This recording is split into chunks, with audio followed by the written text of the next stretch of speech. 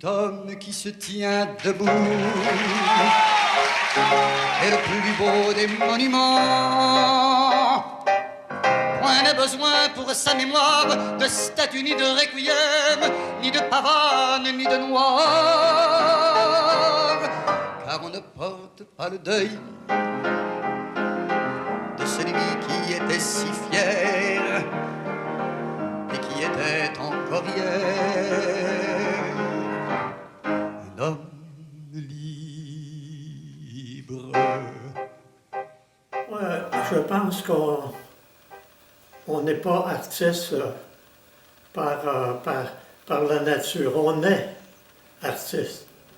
Alors Georges a eu la chance de naître dans une famille très unie, ce qui facilite évidemment le développement des dons qu'on a reçus de la nature. Lorsqu'il a quitté ses études, il a accepté de travailler pendant quelques années pour aider la mère à faire vivre la famille, puisque mon père était à l'arrêt total à cause d'une maladie chronique. Mais il pensait toujours à Montréal. Alors lorsque ma mère lui a dit j'ai pas nécessairement besoin de ton argent maintenant pour vivre, il a évidemment été très heureux et il a vite pris le chemin de Montréal où il espérait développer les qualités qu'il avait. Mon frère Georges, t'avais juste à lui donner un mot, puis de s'installer à la table, puis dans 5 minutes, tu avais écrit un poème. Ça, là, ça a été écrit, là, j'avais 23 ans à peu près.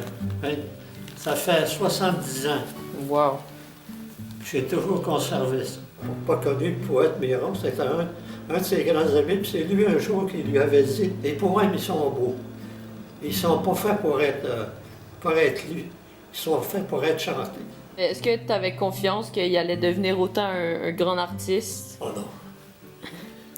Premièrement, je n'ai jamais pensé qu'il deviendrait chanteur. Un jour, un de mes amis me dit Yvon, as-tu entendu ton frère chanter à la radio ce matin?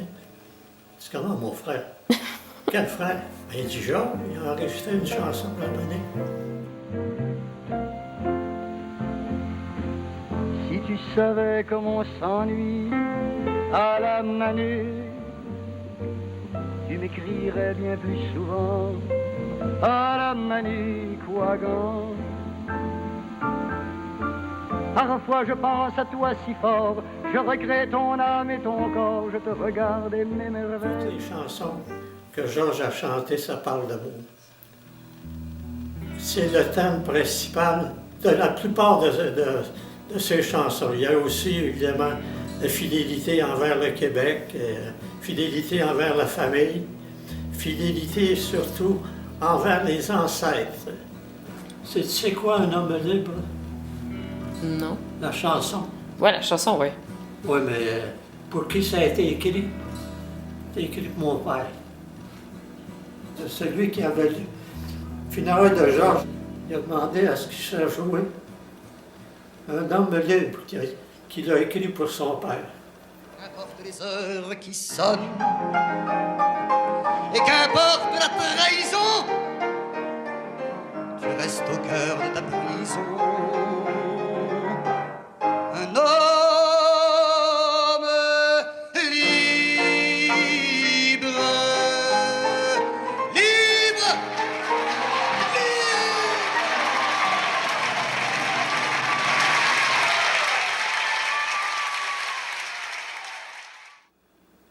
Sais-tu à quoi il accordait beaucoup de valeur? Il accordait de la valeur à ce qui était important.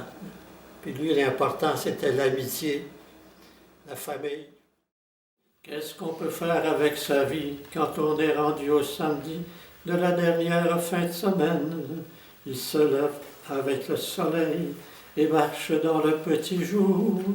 Les jours sont de plus en plus courts, les temps ont trop changé, il n'essaie même plus de comprendre.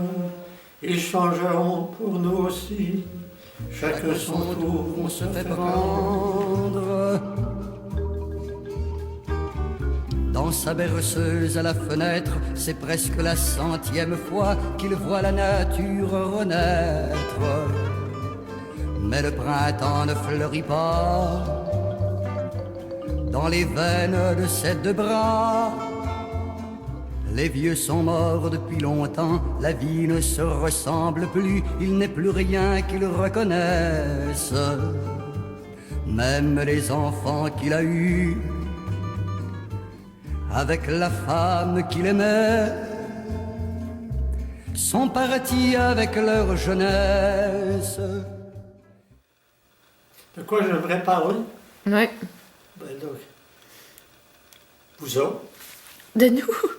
les petits-enfants, ça fait partie des bonheurs que nous avons. Plus la vie avance, plus les petits-enfants deviennent importants. C'est une